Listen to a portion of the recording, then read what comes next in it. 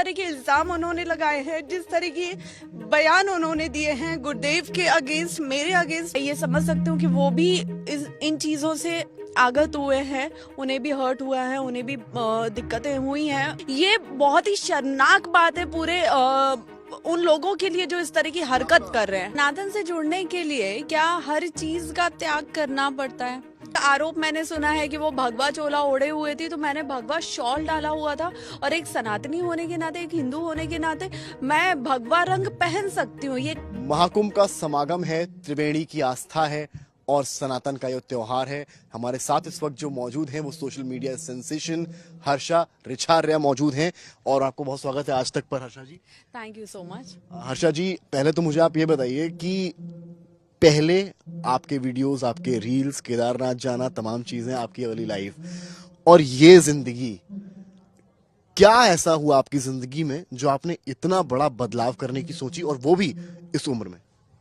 देखिए, जिंदगी में कोई बड़ा हादसा हो और फिर जिंदगी में बदलाव हो और फिर इंसान मंदिर में या भजन कीर्तन में मिले, ये जरूरी नहीं है। कभी कभी हम खुद समाज से कटने लगते हैं, हमें अकेले रहना पसंद आता है, और मुझे लगता है ये कुछ ना हमारे पिछले जन्म से भी रिश्ता रखता है ये सब, क्योंकि हमारी कुछ चीजें बाकी रह गई होती है जो हमें इस जिंदगी में पूरी करनी होती है। ऐसा हमारे वेद शास्त्रों में भी कहा गया है। तो मुझे भी लगता है कि मेरे ऊपर जो महादेव की कृपा हुई है, और मुझे जो मेरे परम पूज्य गुरुदेव का साथ मिला है, आशीर्वाद मिला है, वो कहीं ना कहीं मेरे पिछले जन्मों के कर्मों का ही फल है जो मैं अभी इस रास्ते पे चल पड़ी हूँ। तो ये रास्ता सुगम है या कठिन है, क्या है? देखिए, जब मैंने ईश्वर की भक्ति में बहुत ज्यादा रमने लगी थी, मंदिर जाना, भजन कीर्तन में बैठना, जाप करना, तो मुझे बहुत इजी लग रहा था। लेकिन कहते हैं कि जब आप नेकी के रास्ते पे, भलाई के रास्ते पे, अच्छाई के रास्ते पे चलते हो, तो रास्ते में बहुत कठिनाइयां आती हैं। वो कठिनाइयां जो है ना, वो मुझे अब फील हो रही है। अच्छा, आपके घर वालों ने, होता है यूजुअली कि भाई यंग एज में स्पेशली हम लोग फेस करते हैं, हम लोग भी उसी उम्र में हैं, कि हम अगर काम धाम छोड़कर, और कुछ पूजा पाठ सबको पसंद है, लेकिन एक होता है प्रॉपर तरीके से उसमें चले आना। घर वाले कहते हैं भाई ये क्या कर रहे हो, ये आप जॉब करो, सैलरी करो, और सारी चीजें करो, पढ़े लिखे हो आप। आपके घर से या खानदान में कहीं से भी किसी ने इस बारे में कुछ कहा आपसे, टोका? देखिए, मैं खानदान की तो बात नहीं करूंगी, क्योंकि जब बेटी होती है ना, तो परिवार की, माता पिता की, खानदान की बहुत सारी उम्मीदें होती हैं, और उनकी जिम्मेदारियां भी होती हैं, और उनकी उम्मीदें कहीं ना कहीं अपनी जगह सही है, बिल्कुल सही है। लेकिन जब बच्चा बड़ा होने लगता है, और अगर वो मतलब गलत रास्ते पे है, या लाइक गलत कल्चर को फॉलो कर रहा है, गलत संगति में है, तो माँ बाप को, पेरेंट्स को, परिवार को ज्यादा टेंशन होती है।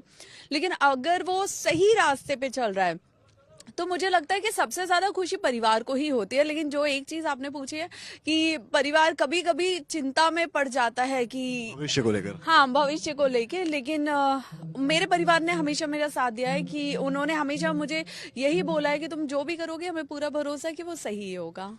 परिवार ये भी चाहता है कि अगर स्पेशली लड़की है, लड़का है, शादी हम करेंगे समय पर। आपने क्या सोचा है इसको लेकर, और क्या आप साध्वी जीवन के को लेकर आगे बढ़ने की सोच रही हैं, या अभी आपने कुछ डिसाइड नहीं किया है? क्या कुछ आपके दिमाग में इस वक्त चल रहा है?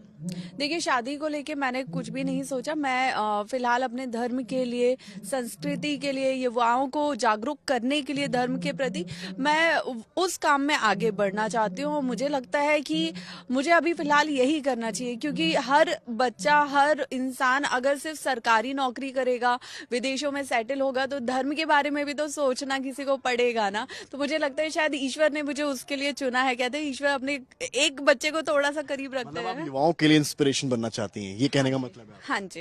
लेकिन अगर ठीक है, ये आपके बारे में बात हुई, कई आरोप भी आपका लग रहे हैं। देखिए, अब आप सोशल मीडिया सेंसेशन अगर बन गई हैं, तो कहते हैं ना कि ग्लैमर के साथ जो है कंट्रोवर्सी भी आती है, तमाम चीजें हैं। आपके चाहे बाल हो, उसको लेकर, आपके आंखों को लेकर, पहले आप इस पर थोड़ा सा क्लियर करेंगी, क्या कुछ कहेंगी? कई लोगों ने कहा कि बालों को लेकर और आईज का जो आपका वो है, आप पूरी तरीके से भी सनातन में नहीं आई हैं, ये सारी चीजें आर्टिफिशियल है। सनातन से जुड़ने के लिए क्या हर चीज का त्याग करना पड़ता है? मैंने कहीं भी ये नहीं बोला कि मैं साध्वी हूँ, मैंने कहीं ये नहीं बोला कि मैं संत हूँ, मैंने कहीं ये नहीं बोला कि मैं सन्यासी हूँ। तो मुझे जो अच्छा लग रहा है मैं वो कर रही हूँ, पहली चीज। ठीक है, मैं ईश्वर की भक्ति करना मुझे बहुत अच्छा लग रहा है, जो मुझे बहुत सुकून दे रहा है और मैं वही करना चाह रही हूँ।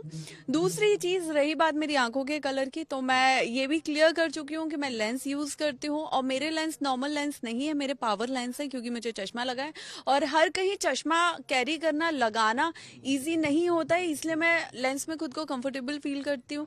रही बात मेरे बालों की, जो अभी मुझे लगता है देश का बहुत बड़ा मुद्दा बना हुआ है। पर्सनल क्वेश्चन बिल्कुल भी नहीं है, जो आरोप है हम आपसे केवल वो सवाल कर रहे हैं। नहीं नहीं, मैं पिछले 2-3 दिन से ये चीज देख रही हूँ कि एक मेरी शादी और दूसरी मेरी जटाएं, ये देश का अभी बहुत बड़ा मुद्दा है, बाकी सारे मुद्दे साइड में कर दिए हैं। तो रही बात मेरे बालों की, तो ये जो ड्रेड लॉक्स हम इन्हें बोलते हैं, जटाएं हम इन्हें बोलते हैं, ये मैं पिछले 3 सालों से करवाना चाहती थी, मुझे बहुत अच्छा लगता था और नॉर्मल भी मैंने कई बार स्ट्रेटनर से करने का ट्राई किया, हो नहीं पाया। तो जब मैंने अपने प्रोफेशन से ब्रेक लिया और मुझे लगा कि अभी मुझे धर्म के रास्ते पे चलना है, तो मैंने सोचा कि धर्म के रास्ते पे चलना है, अब मैं वो करूंगी जो मुझे करना है, जो मुझे अच्छा लगता है, जिनसे मैं बचती रही हूँ। क्योंकि हम जब प्रोफेशनल लाइफ में होते हैं, लाइमलाइट में होते हैं, शो बिजनेस में होते हैं, वहां हमें बहुत सी चीजें दिखावे के लिए करनी पड़ती है। अब मैं जो कर रही हूँ वो मैं अपने लिए कर रही हूँ, जो मुझे अच्छा लग रहा है मैं अपने लिए कर रही हूँ। मैं अभी आधे से ज्यादा आप मेरे वीडियोस देखोगे तो आपको, जब से मैंने नॉर्मल लाइफ में आई हूँ, भक्ति में आई हूँ, मैं सिर्फ साड़ियां पहनती हूँ। अब मैं धोती कुर्ता भी पहनने लगी हूँ, क्योंकि धोती कुर्ता मैंने देखा है बहुत कंफर्टेबल होता है। तो मैं हर वो चीज कर रही हूँ जो मुझे सुकून दे रहा है। आरोपों की बात हो रही थी, एक घटनाक्रम हुआ स्नान वाले दिन, रथ निकल रहे थे, उसमें एक रथ में आप भी सवार थी, जो तस्वीरों में दिखाई पड़ा। अब वो तो चलिए एक तस्वीर थी, सोशल मीडिया पर आई, तमाम जो वरिष्ठ संत महंत हैं, तमाम अखाड़े हैं, अब वो ये विरोध कर रहे हैं कि जब आप साध्वी अभी हैं ही नहीं, तो आपको ये हक कैसे मिला कि आप वहां रथ पर सवार हुई। इसे लेकर तमाम आवाज उठ रही है। देखिए, पहली चीज तो मुझे ये कल रात से ही पता चलना शुरू हुआ है कि क्या आरोप लगने चालू हुए हैं, क्या मुद्दा बना है, क्या बवाल बना है।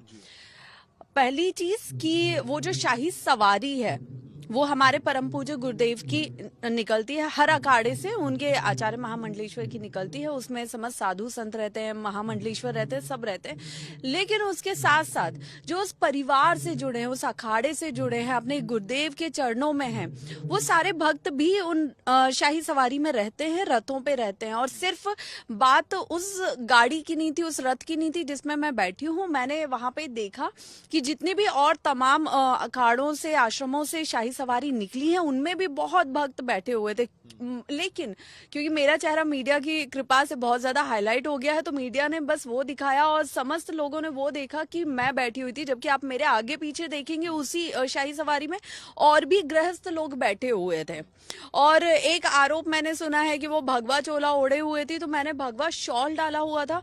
और एक सनातनी होने के नाते, एक हिंदू होने के नाते, मैं भगवा रंग पहन सकती हूँ। ये कहीं भी नहीं लिखा है कि अगर आप एक सन्यासी बन जाते हैं, आप बैरागी बन जाते हैं, आप साधु बन जाते हैं, तो ही आप भगवा रंग पहन सकते हैं। इस तरह तो ऑरेंज कलर के, भगवा रंग के, नारंगी रंग के जितने भी कपड़े बनते हैं, चाहे वो शर्ट हो, टी शर्ट हो, साड़ियां हो, सूट हो, सब बैन हो जाने चाहिए कि नहीं ये कलर तो सिर्फ साधु पहनेगा। लेकिन ऐसा नहीं होता है। कोई भी इंसान उस कलर को, उस रंग को ओढ़ सकता है अगर वो सनातनी है।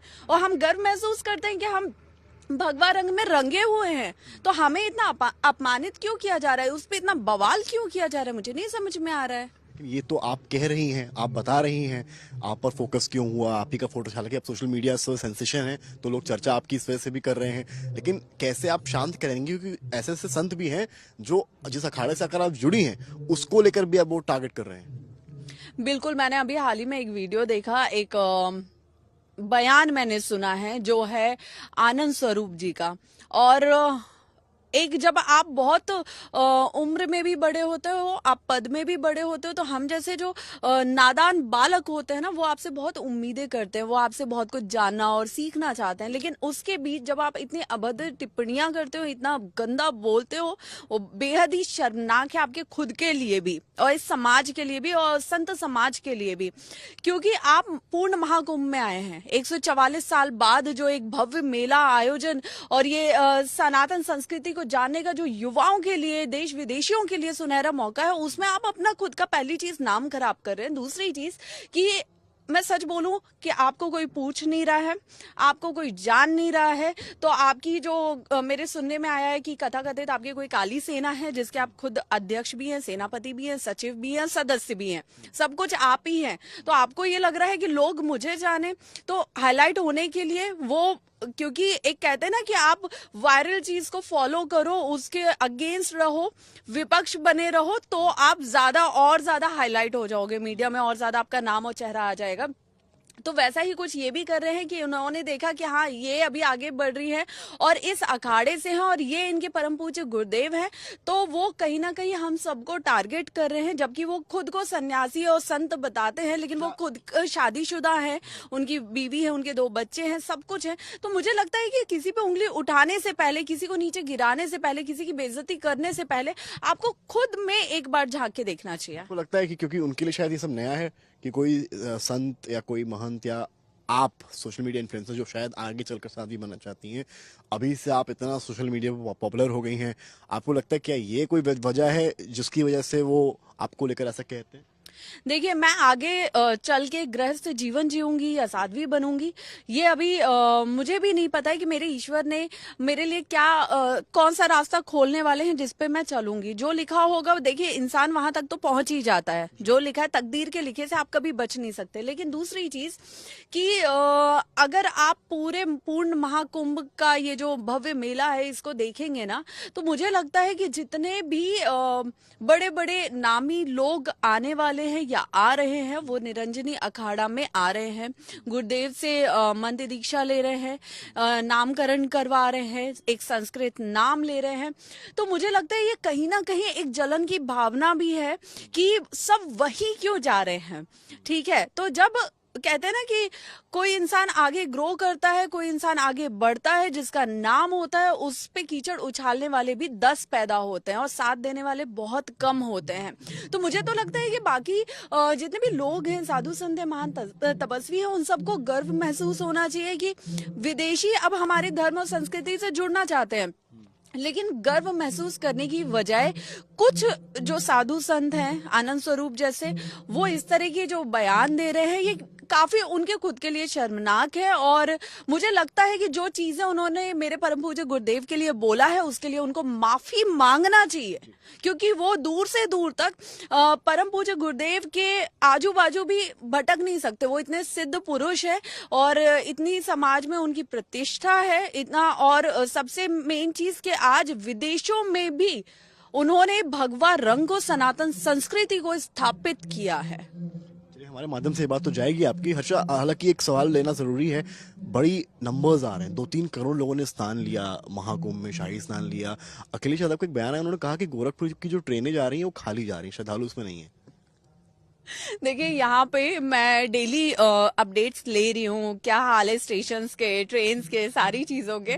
मुझे नहीं पता वो कौन सी खाली ट्रेनें उनको दिख रही है, या शायद उनको इंसान दिखना बंद हो गए तो ऐसा ही कुछ हुआ होगा। लेकिन जहाँ तक श्रद्धालुओं के आने की बात है, यहाँ पे बहुत बहुत बड़ी जनसंख्या में श्रद्धालु आ रहे हैं, जो संगम में डुबकी लगा रहे हैं, जो खुद को पावन और पवित्र कर रहे हैं, रोग मुक्त और क्या बोलते हैं, तनाव मुक्त कर रहे हैं, बड़े बड़े साधु संतों का आशीर्वाद ले रहे हैं। और यहाँ पे तो मैंने देखा कि स्टेशन तक को बंद करना पड़ा, कितने हमारे जो पुलिस है, सीआरपीएफ है, वो तैनात हुई है, लोगों को हैंडल कर रही है। तो हर चीज को आई थिंक अच्छे से देखना और समझना चाहिए। बहुत सीरियस क्वेश्चंस हो गए हैं, थोड़ा सा लाइटर मूड पे आते हैं। ये बताइए, आप मुझे, आप इतना फेमस हो गई हैं, क्या आप आने वाले वक्त में महाकुंभ पूरा करने के बाद, स्नान सारे लेने के बाद, क्या आप किसी रियलिटी शो या बिग बॉस के बारे में सोच भी रही हैं? देखिए ना, उसको देखिए किया जाएगा। मैं जब यहाँ पे आई थी, मैं सिर्फ धर्म और संस्कृति से जुड़ने के लिए आई थी, और जिस उम्र में मैं अभी हूँ और जिन चीजों से निकल के मैं यहाँ तक पहुंची हूँ, वहां पे मुझे अभी बहुत कुछ जानने, समझने, पढ़ने की जरूरत है अपने गुरु जी के सानिध्य में। तो मुझे लगता है मैं उसी इंटेंशन से आई थी, और कब मैं सबके लिए बकरा बन गई हूँ ना, वो मुझे नहीं पता चला है। तो ये चीजें अभी बहुत ज्यादा बढ़ गई बिग बॉस का ऑफर आना बकरा बनना कहाँ हो गया? नहीं नहीं, ये जो अभी ट्रोलिंग, रोस्टिंग हो रही है, और अब कहीं ना कहीं मुझे यहाँ से जाना पड़ रहा है, ये मेरे लिए बहुत दुख की बात है। आपको जाना पड़ रहा है? जी। ये इसका सबसे बड़ा श्रेय मैं देना चाहूंगी हमारे आनंद स्वरूप जी को, जिनकी वजह से मुझे यहाँ से जाना पड़ रहा है। मैं 1 महीने के लिए आई थी इस भव्य महाकुंभ में, और जिस तरह के इल्जाम उन्होंने लगाए हैं, जिस तरह के बयान उन्होंने दिए हैं गुरुदेव के अगेंस्ट, मेरे अगेंस्ट, मैं तो अपने लिए फिर भी झेल लूं, मुझे कोई फर्क नहीं पड़ रहा। आपको जो बोलना है बोलो, लेकिन आपने एक युवा पीढ़ी को हर्ट किया है, बहुत ज्यादा बदनामी भी दी है, बहुत कुछ बोला है, और उसके साथ साथ आपने मेरे साथ, मेरे परम पूज्य गुरुदेव को जो इस सब में उनका नाम खराब किया है, उनकी मान प्रतिष्ठा पे सवाल उठाए, उन्हें बहुत कुछ बोला है। ये बेहद शर्मनाक है, और मैं खुद में एक बहुत अपमानित फील कर रही हूँ। मैं अपने गुरुदेव से नजरें मिलाने लायक नहीं रही। आशा, मैं आप संभालिए अपने आप को, मैं आपकी आंखों में आंसू भी देख सकता हूँ, पर क्या कुछ आप सोच रही हैं, क्या कहा गया, आप सब कहाँ जाने की सोच रही हैं? मैं वापस जाऊंगी उत्तराखंड, जहाँ मैं रहती हूँ, और फिलहाल यहाँ से मुझे लगता है जाने की ज़रूरत है, कि इससे पहले कि और ज़्यादा बातें मेरे गुरुदेव तक पहुँचे, और जो मैं बिल्कुल नहीं चाहती हूँ। एक बेटी होने के नाते, एक शिष्या होने के नाते, मैं ये कभी नहीं चाहूँगी। आपने गुरुदेव से ये बातें कहीं साझा की, उन्होंने क्या कहा आपसे? मेरी अभी उनसे बात नहीं हो पाई है, लेकिन कहीं ना कहीं मैं ये समझ सकती हूँ कि वो भी इन चीज़ों से आगत हुए हैं, उन्हें भी हर्ट हुआ है, उन्हें भी दिक्कतें हुई हैं। लेकिन कभी भी हमारे गुरुदेव इतने सरल स्वभाव के हैं ना, कि उनको अगर कुछ बुरा भी लगता है, तकलीफ भी होती है, वो कभी अपने बच्चों से कुछ नहीं बोलते हैं। माना जाए कि क्या ये आज आपका यहाँ आखिरी दिन है महाकुंभ में इस बार? आप देखिए ना, 13 तारीख को महाकुंभ शुरू हुआ है, और आज 15 तारीख हो गई है, तो मुझे 2-3 दिन में ही यहाँ से जाना पड़ रहा है। जो युवा, जो लड़की, जो सनातनी यहाँ पे 1 महीने का सोच के आई थी, यहाँ बहुत से महान तपस्वियों का आशीर्वाद लेने आई थी, अपने गुरुदेव से बहुत कुछ सीखने आई थी, उसे 3 दिन में यहाँ से जाना पड़ रहा है, क्योंकि इतने गलत इल्जाम लग रहे हैं। आप बताइए, एक युवा पीढ़ी अगर पाश्चात्य संस्कृति को छोड़ के सनातन संस्कृति जानना चाहता है, समझना चाहता है, तो क्या ये इतना बड़ा गुनाह है कि उस पर इस तरह के इल्जाम लगाए जाए, उसे रोस्ट किया जाए, कि उसे, जो इंसान 30 दिन का सोच के आया था, उसे 3 दिन में यहाँ से जाना पड़ रहा है? ये बहुत ही शर्मनाक बात है पूरे उन लोगों के लिए जो इस तरह की हरकत कर रहे हैं। खुद का निर्णय है जाने का या आपसे कहा गया है? नहीं, ये मेरा खुद का निर्णय है, और क्योंकि मैं इन चीज़ों को और ज़्यादा, मैं यहाँ शांति से बहुत अच्छे तरीके से रहने आई थी, लेकिन क्योंकि चीज़ें जिस तरह से हो रही है वो बेहद ही शर्मनाक हैं। लेकिन अगर आपने इस महायज्ञ में आहुति दे ही दी है, तो फिर किसी के कहने से पीछे क्यों हटना? मैंने आपको बताया ना, कि जब तक बात मेरे तक थी, मुझे कोई फर्क नहीं पड़ रहा था। मैं हमेशा स्माइल कर रही थी, सब चीजें कर रही थी, कि ठीक है, जिसको जो बोलना है बोलने दो, मुझे फर्क नहीं पड़ता है। मुझे मेरी इंटेंशंस, मेरी फीलिंग, मेरी भावना पता है। लेकिन जिस तरह पहले मेरे नाम के साथ साध्वी जोड़ा गया, वो बहुत ही गलत था। कहीं ना कहीं वो साध्वी जो एक पद है, उसको कलंकित कर रहे हैं आपके, ऐसे ही आप किसी के नाम के भी साथ साध्वी जोड़ देंगे। दूसरी चीज, मैंने क्लियर बताया, मैं एक्टर और एंकर रह चुकी हूँ। अब कुछ न्यूज चैनल, कुछ गैर धर्मी लोग उसको मॉडल के रूप में पोर्ट्रे कर रहे हैं, कि मॉडल हर्षा। ये भी एक बहुत गलत है, कि जो चीज मैं नहीं हूं आप वो बता रहे हो। उसके बाद जगह जगह से जो टिप्पणियां आ रही हैं गुरुदेव को लेके, वो मुझे नहीं। आपने कभी मॉडलिंग नहीं की, आप बताना चाहती हैं? बिल्कुल नहीं की है। आपने एंकरिंग की है? हाँ जी, मैंने एंकरिंग की है, मैंने नेशनली, इंटरनेशनली। थोड़ा सा अपने पास करियर के बारे में बताएं। देखिए, मुझे लगता है कि ये मेरे पास्ट के बारे में मुझसे ज्यादा अभी मीडिया को पता है, पूरे सोशल मीडिया को पता है, तो उसमें बताने लायक कुछ है नहीं। मैं एंकर और एक्टर थी, और उससे थोड़ा सा ब्रेक लेके, क्योंकि मैं सनातन संस्कृति से बहुत ज्यादा जुड़ाव महसूस कर रही थी, शिव की भक्ति में मैं रम चुकी थी, और शिव जी को मैं पिता के रूप में मानती हूँ, पूछती हूँ। तो जो मेरे लिए रास्ते खुलते गए, जैसे मेरी सौभाग्य से मुझे मेरे गुरुदेव का सानिध्य प्राप्त हुआ, उनके छत्र छाया में रह के मैंने गुरु दीक्षा ली, मंत्र दीक्षा ली, उसका जाप किया, तो मैं और उन चीजों को जान पाई, और मैं और ज्यादा गहराई से जानना और समझना चाहती थी, क्योंकि कहीं ना कहीं मैं युवाओं को भी जागरूक करना चाहती हूँ, समाज को जागरूक करना चाहती हूँ हमारी धर्म संस्कृति को लेके। लेकिन आज एक लड़की अगर 3 दिन में इस महाकुंभ, इस भव्य कुंभ से जा रही है, उसे छोड़ के जा रही है, वो भी बहुत ज्यादा दुखी हो गए। अच्छा, आपके पास सोशल मीडिया का ऐसा हथियार है जो आपको कभी कोई नहीं वहां पर रोक सकता है। मैं चाहूंगा अपने आंसू पोंछें। मैं आपसे 2-3 लाइटर सवाल के साथ इस इंटरव्यू खत्म भी करना चाहूंगा। बिग बॉस की हमने बात कर ली, पॉलिटिकल क्या सोचती हैं आप राजनीतिक तौर पर? अभी तो आपका सब बढ़िया है, सारा आपके 1-2 million followers I guess Instagram पे हो चुके हैं। राजनीतिक किसी दल ने अप्रोच किया, क्योंकि चुनाव यहाँ हर साल होते हैं देश में, तो आपका क्या सोचना है? कुछ मन बनाया है? नहीं, मैंने अभी किसी चीज के बारे में कुछ भी नहीं सोचा है। मैं सिर्फ धर्म, संस्कृति और समाज में जागरूकता फैलाने के लिए सोच रही हूँ कि किस तरह हम सनातन धर्म से और ज्यादा युवाओं को प्रेरित कर सकें, उससे युवाओं को जोड़ सकें। यही मैं फिलहाल सोच रही हूँ, इसी के लिए मैं आगे काम करूंगी। अगर कहीं से आपको ऑफर आता है इस तरह का, तब आपका क्या विचार? आप सोच सकती हैं, मतलब ऐसा है? देखिए, अभी मैंने कुछ भी नहीं सोचा है, और मैं कुछ भी सोचने से पहले हर चीज अपने पेरेंट्स से, अपने गुरुदेव से जानती हूँ, समझती हूँ, उनसे उन्हें बताती हूँ, और जो मार्गदर्शन, क्योंकि सही मायने में अगर गुरु धारण किया है तो आप आंख बंद करके उन गुरुदेव के बताए रास्ते पे चलते हैं, तो जैसा भी गुरुदेव बोलेंगे और जो वो बोलेंगे वो मेरे लिए 1000% सही होगा, तो मैं उस रास्ते पे चलूंगी। आपसे लोग संपर्क करना चाहते हैं, पीआर कुछ होता है कि आदमी रखता है क्या, कोई शिष्य को लेकर आप? नहीं नहीं नहीं, ऐसा कुछ भी नहीं है। बहुत बहुत शुक्रिया समय देने के लिए।